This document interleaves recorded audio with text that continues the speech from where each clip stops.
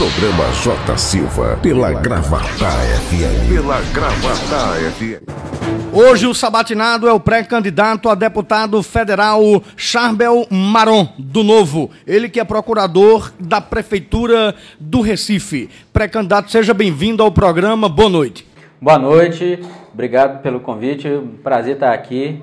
É um prazer estar aqui em Gravatá e estar no seu programa, Jota. Ok, hoje o senhor será sabatinado pelos nossos convidados, o sindicalista Marcelo de Brito, o blogueiro Cleito Pereira, a advogada Marcela Maria e o radialista e blogueiro Ismael Alves. Pré-candidato, fique à vontade para falar da sua vida, o porquê ingressar na política e estar aí disputando um cargo tão alto como deputado federal. Ah, interessante.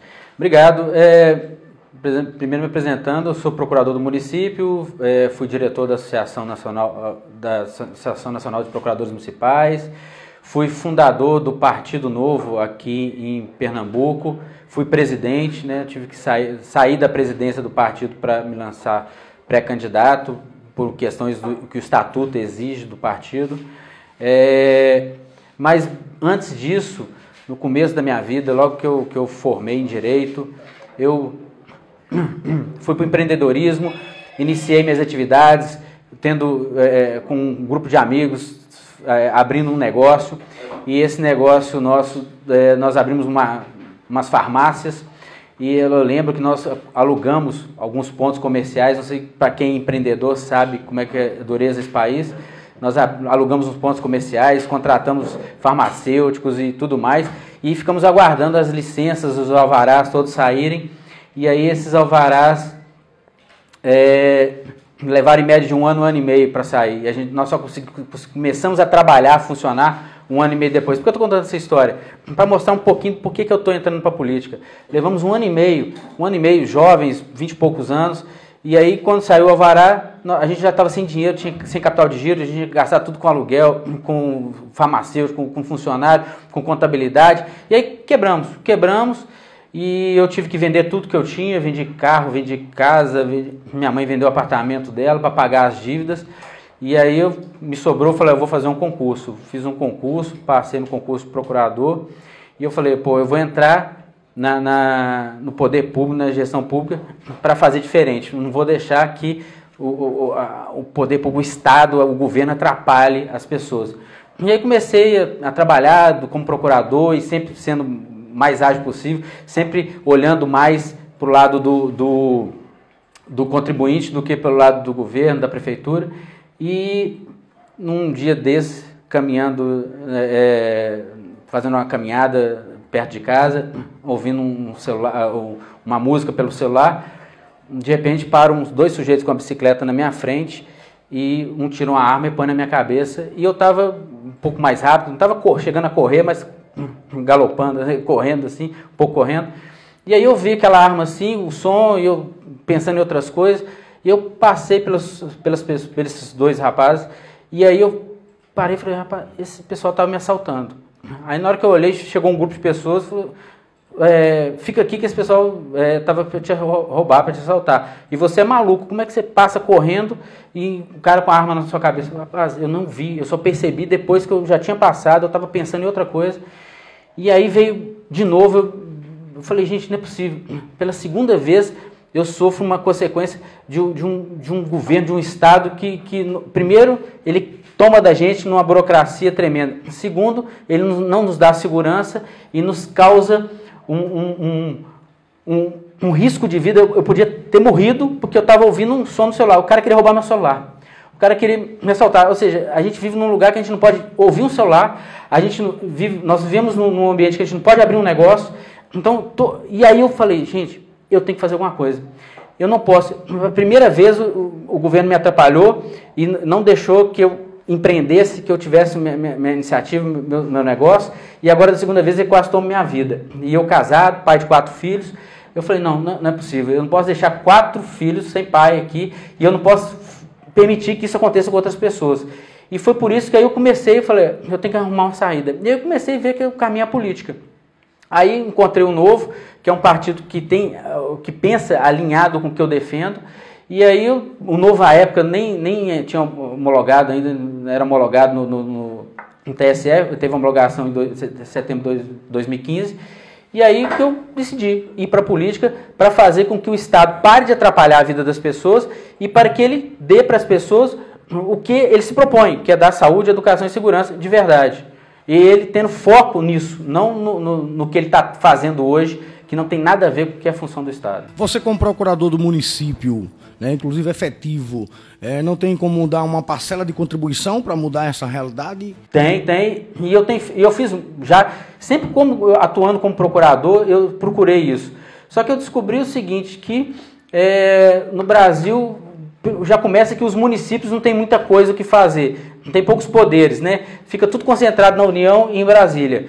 E aí eu resolvi fazer mais. Eu quis ampliar o meu rol de atuação, porque eu vi que eu estava atuando num nicho muito pequeno, específico, e eu queria fazer uma coisa maior, uma coisa que gerasse, surtisse efeitos para as próximas gerações, inclusive dos meus filhos. E aí eu entendi que é pela política e é pelo Brasília, pelo Congresso Nacional, inclusive. Ok, vamos começar aqui nossa rodada de perguntas com os nossos sabatinadores. Pré-candidato. Eu estava vendo um pouco sobre a história, né, do pré-candidato, tudo mais, que é procurador, né, trabalha pelo Estado, e até na fala que o pré-candidato colocou agora de um Estado mínimo, né, vai de acordo até com a ideologia do partido de vocês, de menos Estado, para que o indivíduo tenha mais liberdade, né, o conceito também de neoliberalismo, como o partido de vocês pregam. Só que, historicamente, esses conceitos de menos Estado, mais liberalismo, mais poder econômico para os empreendedores, em muitos países, inclusive aqui no Brasil, com essa nova ideologia, o que trouxe foi privatizações, né, das estatais, direitos trabalhistas, né, sendo afrouxado, que para um lado considera-se bom, né, mas para o trabalhador não está sendo, essa flexibilização nesses direitos trabalhistas, que inclusive trouxe uma reforma previdenciária que só fez aumentar, né, a idade do contribuinte, e também a diminuição dos impostos por parte, né, dos empreendedores, que na prática, na realidade, quem paga esses impostos é o trabalhador, né, não é o empreendedor, porque o empreendedor repassa esse valor. E nós vimos que agora, nessa greve, por exemplo, dos caminhoneiros, que a crítica que é feita, né, contra a sindicato, o grupo, né, de trabalhadores, o próprio mercado agora fez um lockout, né, que é uma greve das refinarias que prejudicou os cidadãos, né, e quem ganhou com isso foi as refinarias, porque, infelizmente, o preço só fez aumentar. Então, minha pergunta é quanto a esse Estado mínimo, que é pregado pelo Partido Novo, né, essa menos participação do Estado na vida do cidadão, e esses prejuízos que nós, como trabalhadores, consideramos prejuízo, que é esse de privatizar as estatais, flexibilizar direitos trabalhistas e essa diminuição de impostos que, na prática, agora, na greve dos caminhoneiros, não repassou para o contribuinte final. Ótimo, excelente pergunta. No Brasil, nós não temos e nunca tivemos liberalismo. Nunca. Então, assim, na verdade, o que a gente prega é que tenha. Na verdade, o que eu proponho, o que a gente propõe? É trazer o que deu certo nos países desenvolvidos. Historicamente, o liberalismo sempre melhorou a vida das pessoas. E os países mais liberais do mundo, se a gente pegar Estados Unidos, Austrália, Suíça, Singapura, Hong Kong, onde que a gente pegar? Se a gente pegar isso pelo índice, tem um índice internacional que chama Heritage Foundation. Por esse índice a gente pode ver os países mais liberais. A gente pode pegar países liberais aqui na América do Sul, o Chile, o Uruguai, a própria Colômbia está sendo mais liberal que a gente, o Peru. Então, onde há mais liberalismo, a vida das pessoas tem sido melhor. E o que o liberalismo ele defende? O que a gente defende? É liberdade das pessoas, liberdade de empreender. Por exemplo, eu contei um caso aqui que eu levei 1 ano e meio para abrir um negócio. Por quê? Porque não tem liberdade. Aqui a gente precisa de autorização do governo para tudo. Você é preso ao Estado. É preso ao Estado. Vai abrir um negócio, o Estado tem que te autorizar. Ele te dá autorização, que é um alvará, uma licença, daí 1 ano... Você tem que pagar caríssimo por isso. Isso, e daí 1 ano você tem que renovar. Você tem que pedir de novo, porque o Estado ele não te autoriza pro resto da vida, ou para todo sempre, você ter um negócio. A todo ano, ele tem que te renovar essa autorização. Então, é essa liberdade que a gente prega. E quanto mais liberdade há num país, a liberdade de empreender, mais negócios a gente tem. E quanto mais negócios nós temos, mais empregos nós temos. E o povo se torna mais forte. E o povo se torna mais forte. A qualidade de vida das pessoas é melhor. Porque a questão dos impostos, a gente reclama muito, a questão dos caminhoneiros. O problema da questão dos caminhoneiros, da greve dos caminhoneiros, foi que a pauta começou boa. Depois a resposta do governo, que não é um governo liberal, foi péssima. Ao invés do governo responder com redução de impostos, por exemplo, aqui, ó, nosso governador aqui, Paulo Câmara, ele falou assim, não é problema do governo do Estado, essa questão do problema da União. E o governo do Estado cobra 29% de imposto sobre a gasolina e 19% sobre o diesel. É um dos estados que mais tributam os combustíveis no Brasil, mais tributam. E ele vem falar que o problema não é dele. É lógico que a gente sabe que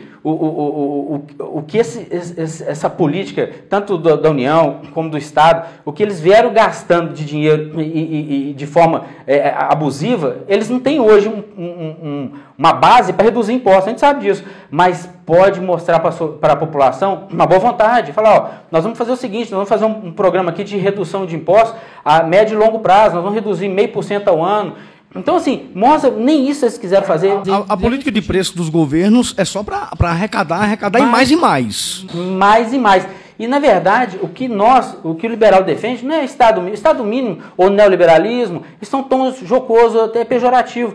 Na verdade, nós somos liberais. Neoliberalismo, para mim, ou neoliberal, é um socialista que atua a empresa. Para mim é isso. O liberal de verdade, o que eu me considero, que defende a liberdade, é isso, é dar mais liberdade. E, na verdade, não é Estado mínimo, é cidadão máximo.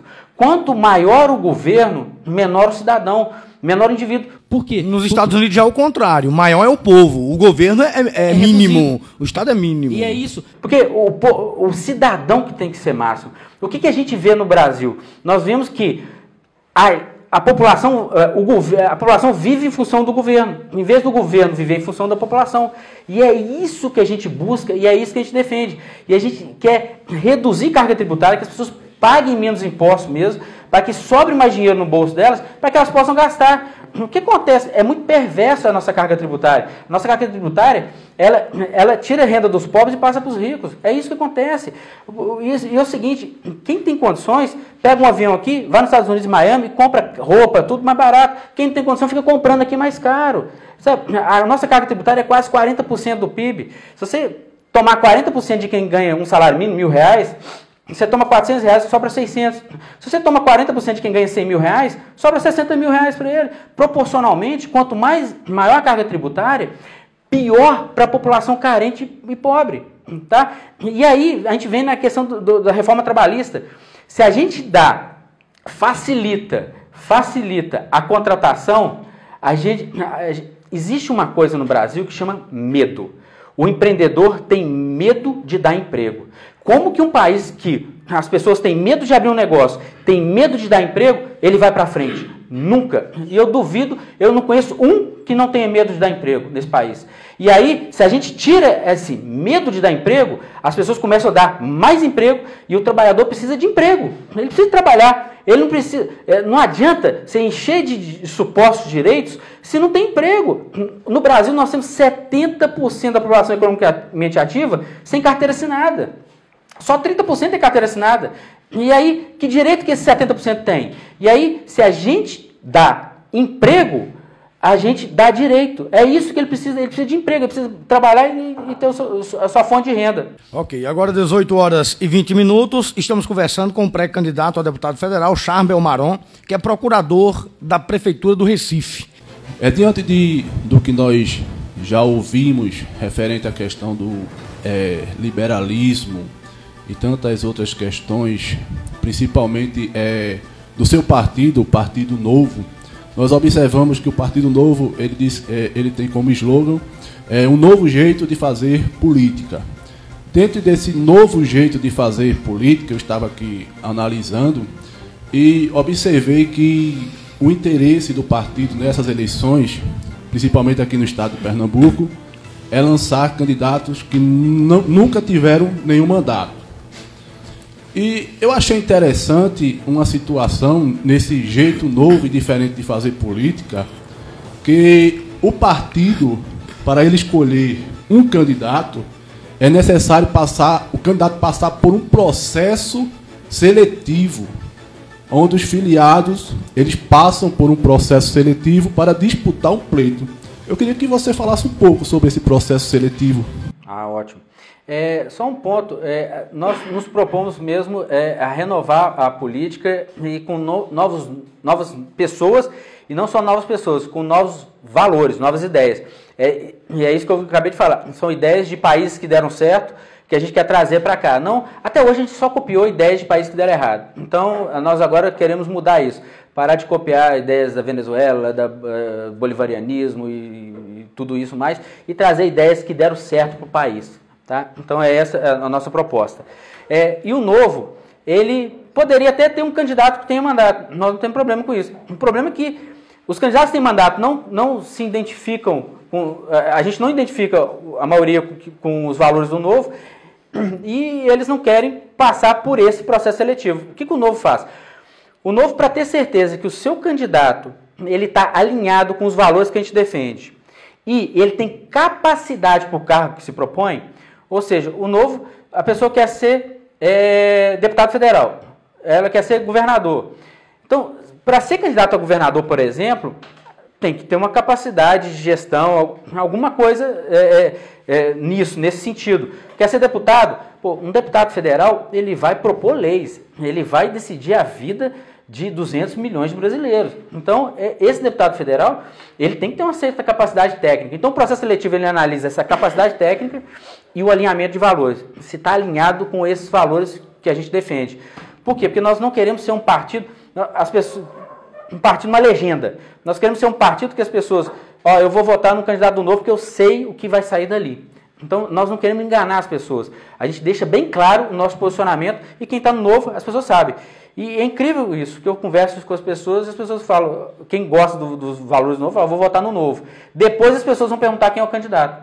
Porque é isso que a gente quer mesmo. Nós não queremos mais... Você está valorizando mais o partido do que o candidato, no caso? Nós não queremos mais ficar discutindo pessoas. O que acontece no Brasil? Mas quem administra não é a pessoa? Quem é eleito não é a pessoa? Isso, mas é o seguinte, a gente escolhe, a gente quer que as pessoas sejam escolhidas pelos valores. O que acontece hoje no Brasil? A gente escolhe, eu vou votar no Bolsonaro, vou votar no Lula. Beleza, decidiu quem vai votar, depois fica defendendo tudo de errado que o cara fez. Independente porque eu escolhi o cara, não escolhi os valores dele. Entendeu? Se eu escolho os valores, aí, beleza, aí eu começo a defender os valores. Esse cara defendeu uma coisa. Não, isso aí o que ele está defendendo eu também não concordo. Mas a maioria dos valores que ele defende é o que eu defendo. Então, a gente não fica defendendo a pessoa, e sim os valores. E aí o Partido Novo ele faz um processo seletivo. Como é que é esse processo seletivo? É um processo seletivo em 4 etapas. Na primeira etapa, a pessoa faz uma prova, manda um currículo e grava um vídeo. Manda esse vídeo para lá. E aí uma equipe do Novo analisa isso, o vídeo e tal, e se tá ok, respondeu a prova, o questionário, tudo alinhamento ali, aí vai para a segunda etapa. E as etapas são eliminatórias. A segunda etapa é uma entrevista. O senhor passou por esse processo? Passei por esse processo. Todo mundo passa. Eu fui aprovado em março, agora, no processo.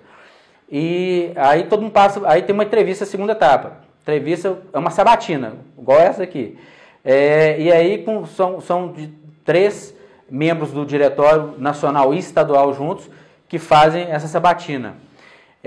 Passou na segunda etapa. Tem uma terceira etapa que é acompanhar o candidato, o pré-candidato, nas redes sociais. Fica um mês ali vendo nas redes sociais da pessoa, manda ele postar, para ver o posicionamento dele, para ver se ele não enganou a gente na primeira e na segunda etapa.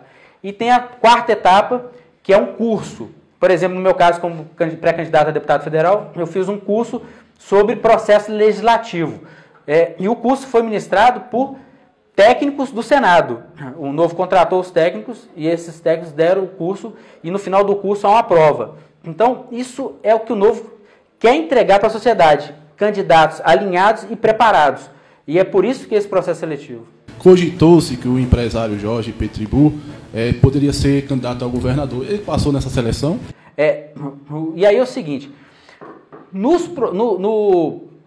cargos de governador, nos cargos majoritários, governador, senador não, senador é a mesma coisa, governador, executivo, vamos dizer assim, governador, presidente e prefeito, o processo seletivo é de uma forma diferente. Por quê? Porque nós fizemos um processo seletivo em 2016, dessa forma que eu expliquei aqui para todos os cargos, inclusive prefeito. E aí nós não conseguimos ter candidatos a prefeito. Nós só conseguimos uma candidata a prefeito no Rio.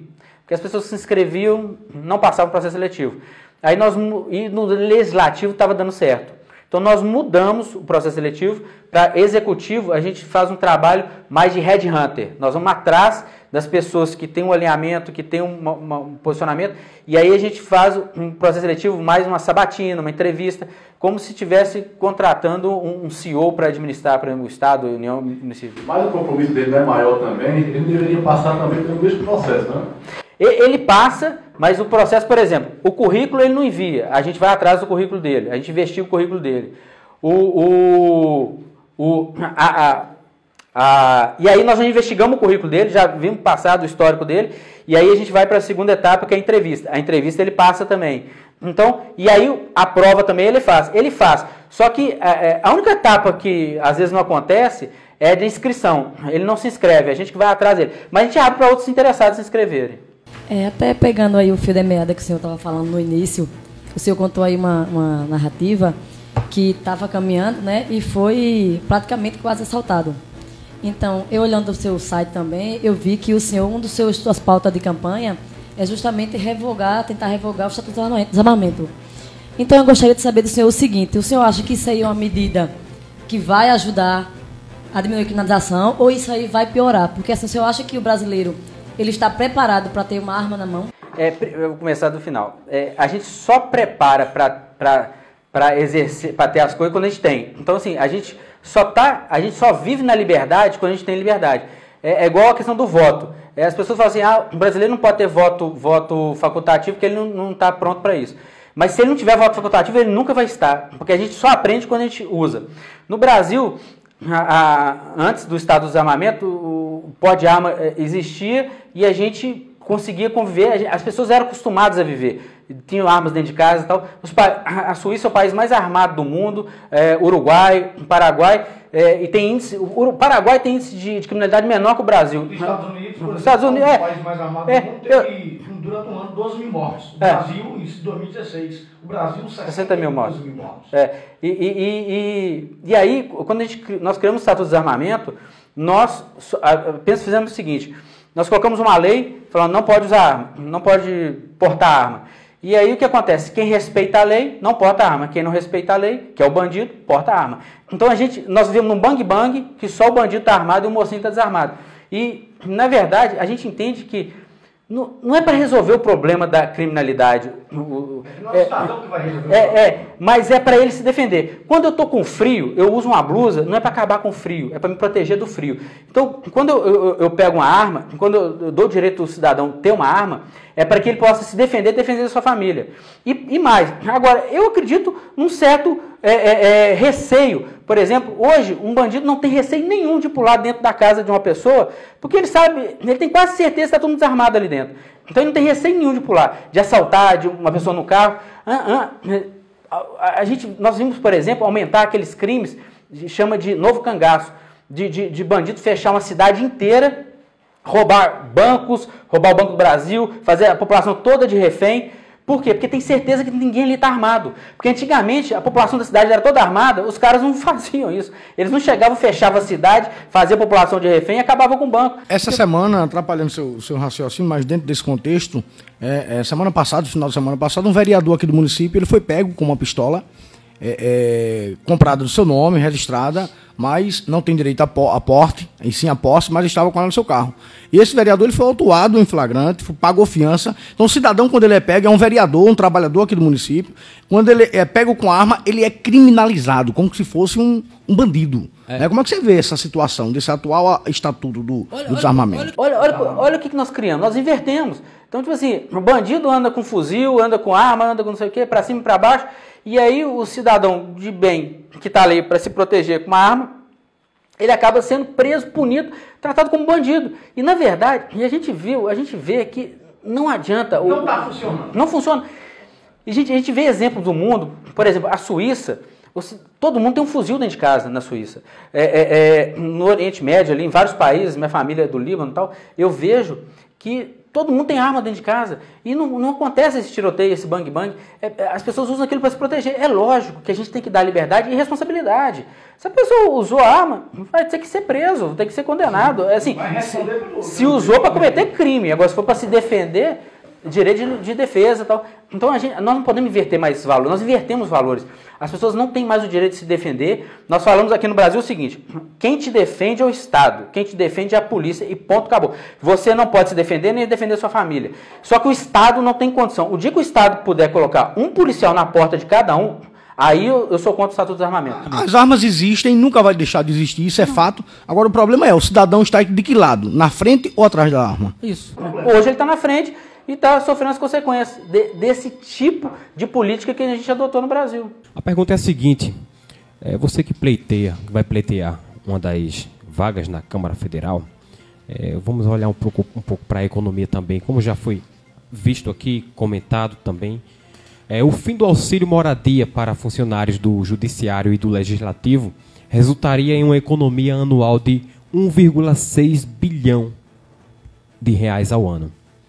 Segundo o estudo que foi produzido pela Consultoria de Orçamento e Fiscalização Financeira da Câmara dos Deputados.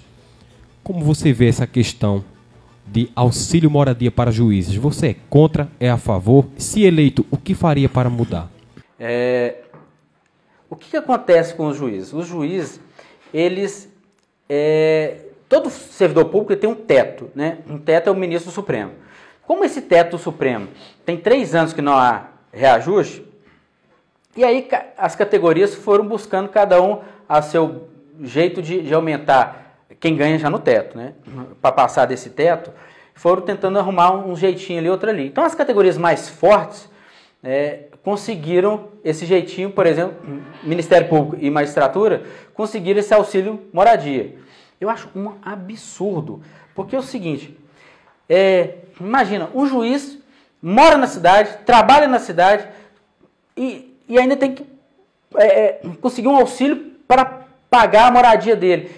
Ele está lá 10, 20, 30 anos morando na cidade, já tem casa e recebe um auxílio moradia. Aí o juiz, vamos supor que ele é casado com uma juíza, aí o auxílio moradia dobra, de 5 vai para 10.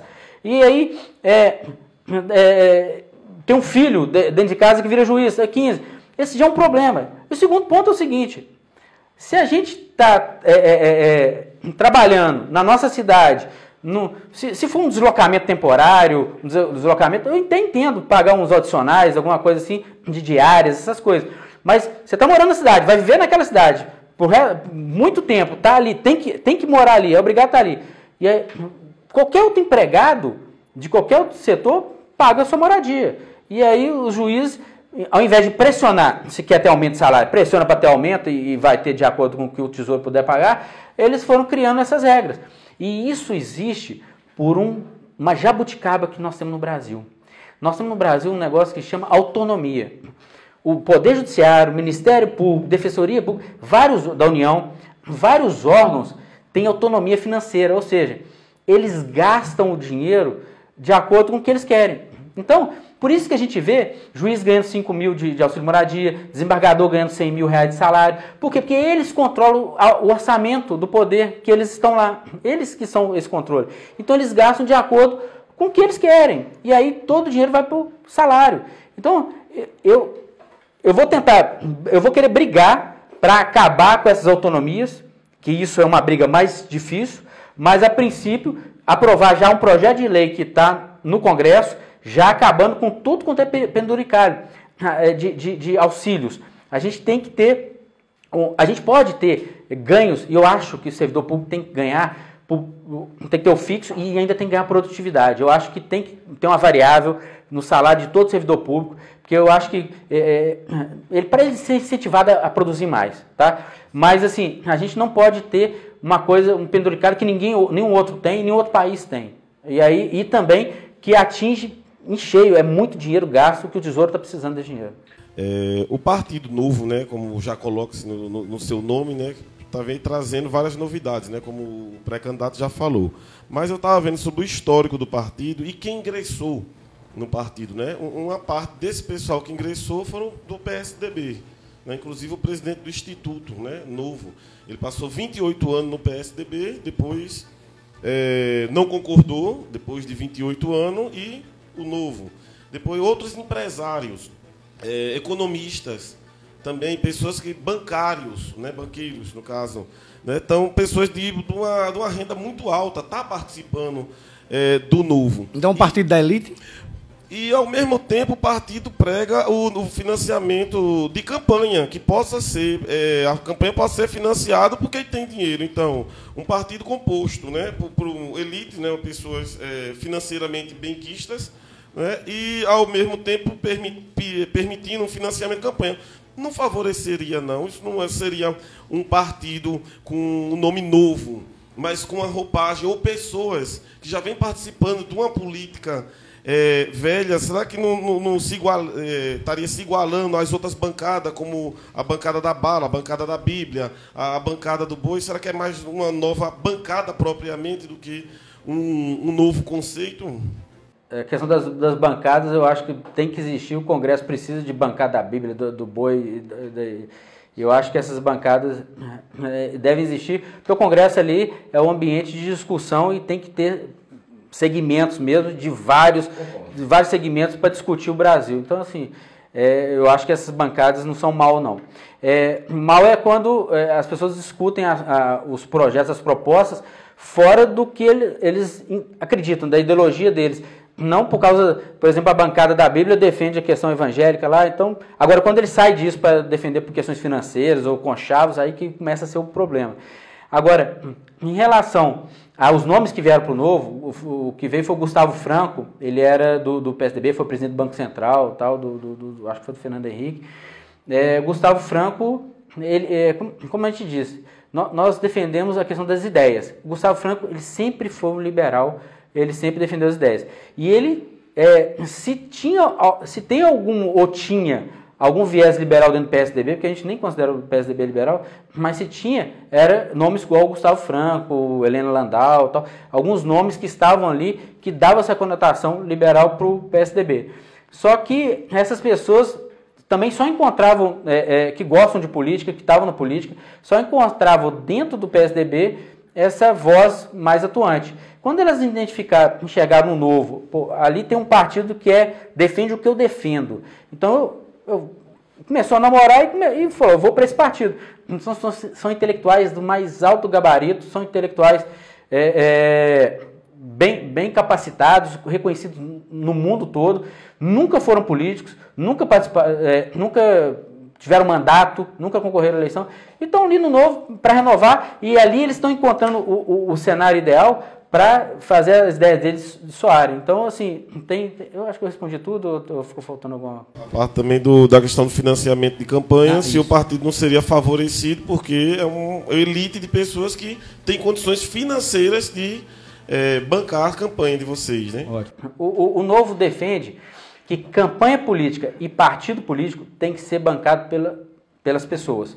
Nós entendemos que o Novo é o único partido que não usa fundo partidário nem fundo eleitoral. Ele não usa dinheiro público para suas campanhas.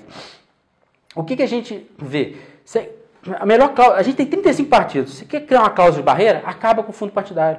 Vão sobrar quantos partidos? Só vão sobrar partidos que tenham filiados dispostos a bancar. Esse é um ponto que a gente acredita. E aí a gente pode ver hoje o que está acontecendo. Hoje o financiamento de campanha é público. Assim, é público. Hoje pessoa física doa muito pouco, quase que não dá. E o que a gente está vendo? O dinheiro público indo para caciques políticos, indo para PMDB, PT, PSDB, PSB e PP. São os partidos hoje que estão mais se aproveitando de dinheiro público, e os outros também estão recebendo, né? Mas eles estão recebendo uma grande quantia E aí, é isso que está acontecendo com o financiamento público. Quem controla o dinheiro, pega o dinheiro e banca a sua campanha. E a gente entende que esse dinheiro tem que vir do apoio da população. Se a população apoia e quer, ela dá o dinheiro e aí vai ter o candidato que ela defende. E o partido também. Diante dessa situação que já foi dita aqui, referente a essa questão de o partido ele abrir mão do fundo partidário, do fundo eleitoral, eu também observei que o seu partido ele vai para essas eleições aqui no estado independente, ou seja, não vai coligar com ninguém. Você não acha que vai existir uma dificuldade para uma possível eleição sua para deputado sem o partido coligar? O novo sempre nós somos desacreditados assim, no geral. Quando nós começamos o Novo, todo mundo falava assim, vocês não vão conseguir essa quantidade de 500 mil assinaturas, ficha de apoiamento, isso é impossível, vocês têm que arrumar alguém para ajudar. Fomos lá e conseguimos. Demos entrada no TSE. Falaram com a gente assim, vocês não vão conseguir o registro. O TSE só dá registro para quem tem alguma indicação. Fomos lá e conseguimos, sem nenhum político no partido, sem nada, conseguimos o registro. 2016 participamos de eleições. O Novo partido não coliga, não vai coligar.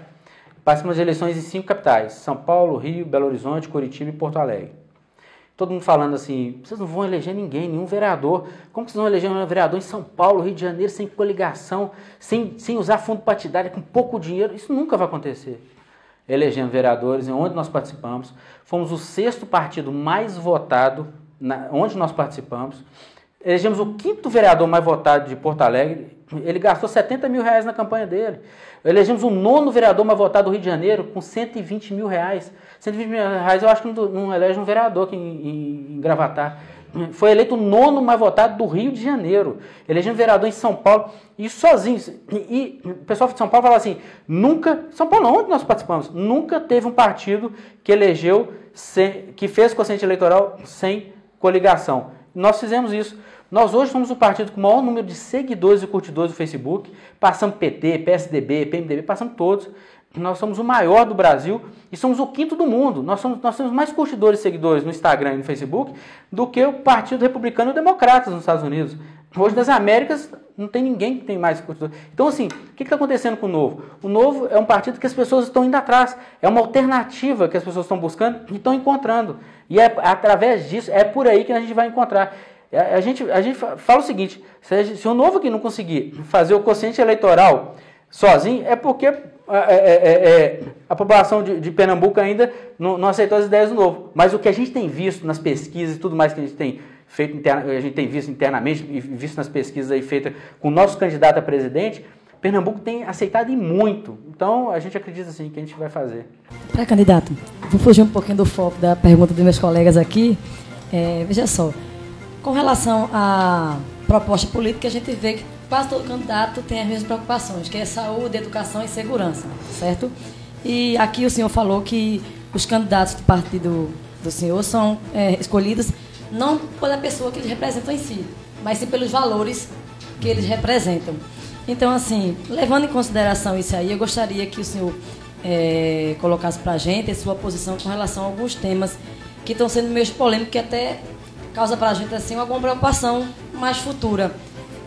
Uma das situações, todo mundo aqui acho que viu falar, foi aquele teatro que iria ser apresentado em Garanhuns, com relação àquela ensinação que Jesus ia ser retratado como a rainha do céu, certo? E outros temas também, que é a ideologia de gêneros, que a gente vê muito se falar nisso por aí, e também a questão de algumas exposições em museus que pessoas saíam nuas na frente de crianças. Então eu gostaria de saber, o seu partido, o senhor ensina aprovado, se o senhor vai aprovar projetos dessa natureza, se o senhor é a favor, se o senhor é contra, ou se o seu partido é um partido mais conservador, ou vai ser um partido liberal em relação a esses temas também. Ótimo. Só começando, esse foco na saúde, educação e segurança, a gente defende, mas com um viés diferente, tá? Nós defendemos que é uma parceria maior com a iniciativa privada para prestar esse serviço de saúde e educação, que a gente entende que o Estado ficar construindo escola, construindo hospital, gerindo, ele já mostrou que não tem capacidade para isso. E a gente defende trazer mais a iniciativa privada para isso. e a gente pode debater isso para frente, para não perder o gancho aqui da questão. Qual que é o problema do Teatro de Garanhuns, da questão da peça? O problema é dinheiro público, o problema é espaço público. Se for fazer peça de teatro, do que for, com dinheiro privado, na iniciativa privada, que não tem R$1 de dinheiro de imposto, né? Dinheiro público não, dinheiro dos impostos, do pagador de impostos. Se não tiver R$1 de dinheiro de imposto, não vejo problema nenhum. Agora, pegar dinheiro do Estado, do imposto que nós pagamos para o Estado, o imposto que nós pagamos para a Prefeitura, porque ali era o seguinte, era a Secretaria de Cultura do Estado de Pernambuco financiando uma peça de teatro que ia ser exibida no espaço da Prefeitura de Garanhuns. Quer dizer, é só recursos públicos que toda a população de Pernambuco gasta para isso. E uma peça que mexeu com o segmento público, tem mais essa. E aí, você gasta dinheiro público para ir contra a cultura da população, para ir contra a religião, para agredir a religião de outro. Então, assim, sou totalmente contra. Na verdade, eu sou totalmente contra usar dinheiro público para essas questões de cultura. Eu acho que dinheiro público tem que ir para educação. A gente tem que saber que educação é diferente de cultura e por isso que a gente tem essas distorções. Porque se a gente fica direcionando dinheiro público para isso, para quem está no poder que vai mandar. Se está no poder uma pessoa mais com a cabeça assim, mais desviada assim, ela vai bancar esse dinheiro público. E aí a questão de ideologia de gênero é no mesmo caminho. Qual que é o problema da ideologia de gênero? É você pegar escola pública, professor público, tudo pago com dinheiro dos impostos, para ficar ensinando as crianças se posicionar. Na verdade, essa ideologia de gênero, ela nem defende a diversidade, ou só isso, ou a aceitação do diverso. Na verdade, essa ideologia de gênero, ela quer impor uma cultura que nós não temos, que tem que ser a família que tem que impor. Essas questões têm que ser adstritas à família, aos pais, e, na verdade, as escolas, elas têm que se ater a educar matemática, português, história, geografia, ciência. Nós temos que ensinar isso, instruir só. Agora, essas questões sociais, isso tem que ficar para a família, para a comunidade, para a igreja, para o ambiente que a criança está inserida. Porque ali dentro da escola, ela não tem voz ativa, ela é uma vítima, sabe, eu não sei, que não tem como se defender, e não sabe se aquilo que o professor está falando está certo ou está errado. E por isso que a gente tem índices lamentáveis de educação no Brasil. Os 10% melhores alunos do Brasil são equivalentes aos 10% piores do Vietnã. Nós temos índices lastimáveis. Por quê? Nós paramos de preocupar, de ensinar, de instruir matéria de matemática, português. Os meninos escrevem errado, falam errado, não sabem fazer conta. Isso nos anos 60 e 70 não era assim. Você pega uma geração mais velha, sabe ler e escrever. A geração mais nova não sabe. Então, por quê? Porque nós tiramos foco. Você é contra a ideologia de gênero nas escolas? Totalmente. Se for escola particular, pode ter, à vontade. Por quê? Porque a escola particular, o pai paga, põe o filho lá se quiser ou não. A escola pública, o pai não tem opção. O filho é obrigado a ir. Escola particular, para mim, pode ter ideologia de gênero, pode fazer o que quiser. Porque o pai fala assim, pô, não quero meu filho naquela escola, vou pagar em outra. Ali é à vontade. É opção. Agora, escola pública, não. Escola pública é dinheiro dos impostos, tem que ser focado ali para instruir. Quando o senhor afirma que o problema é dinheiro público, com essas palavras, e mais à frente afirmou também que é contra a utilização de dinheiro público para cultura, para investimento em cultura. Talvez hoje, a nível de Brasil, exista um problema onde confundem-se cultura, religião. A gente estamos diante de uma exceção dos limites.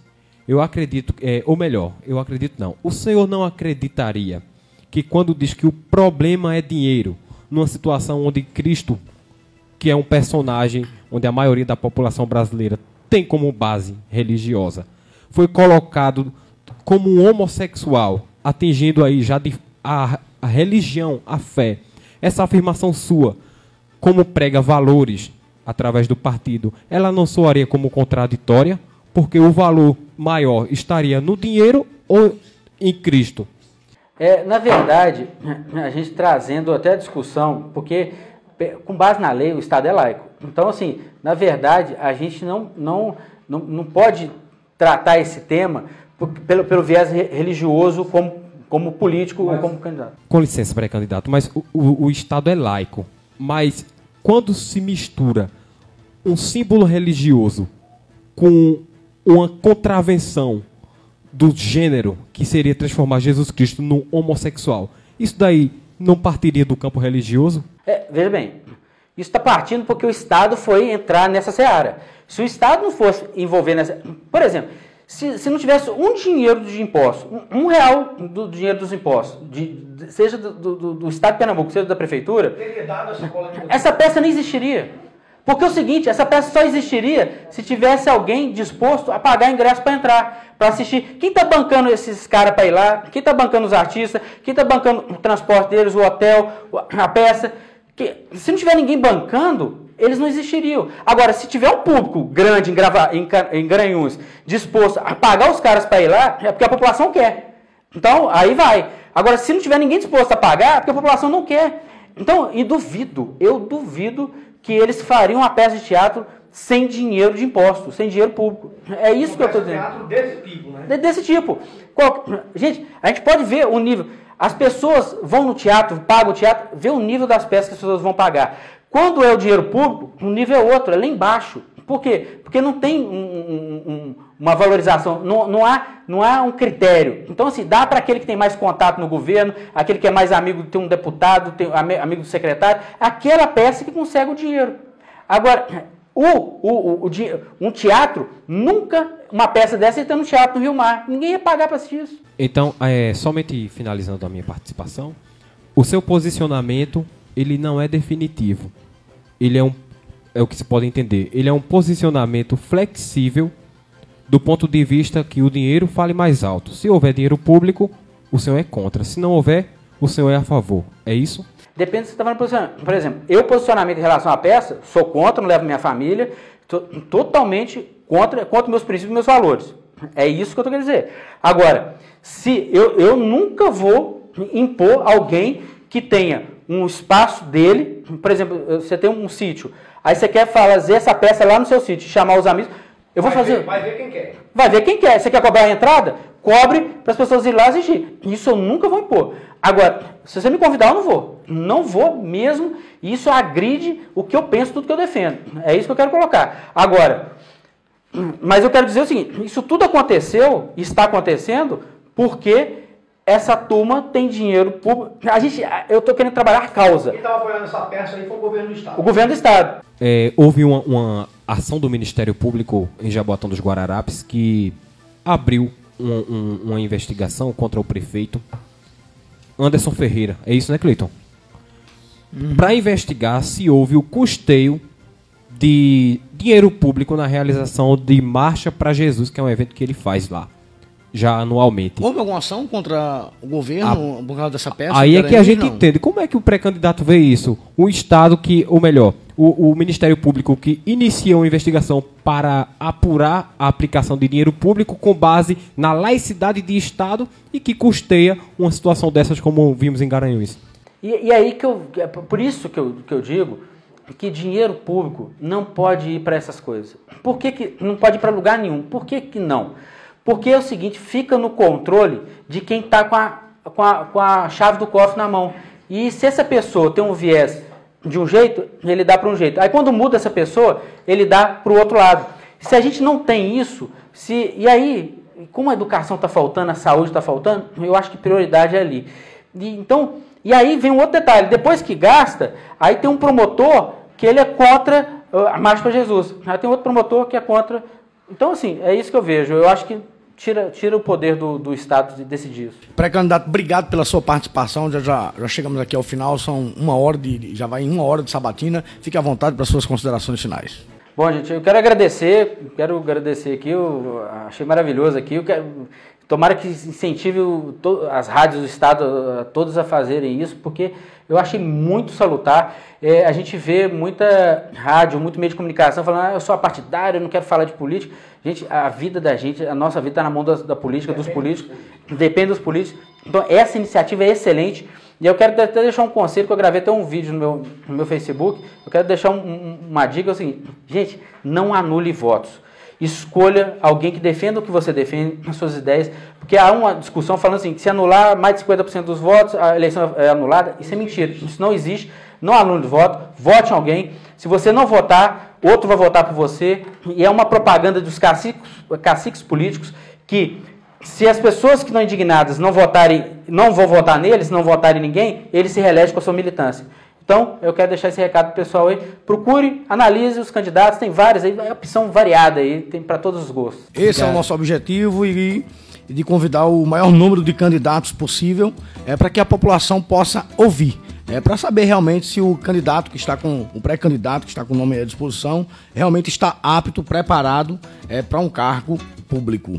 Então, daqui até o dia 5 de agosto, estaremos fazendo sabatinas aqui no programa com pré-candidatos a deputado estadual, deputado federal, governadores, para a semana com os governadores, e vem também senadores. Marina vai vir mesmo? Marina Silva vai vir? Dia 13, confirmadíssimo. Marília Arraes. E Marina? Marina será por telefone. Será por telefone. Então, o maior número de candidatos possível será sabatinados aqui no programa. Marcelo, obrigado. Cleito, obrigado. Doutora Marcela, obrigado. Ismael, obrigado. Amanhã, a partir das 6h30 da manhã, estaremos de volta. Boa noite.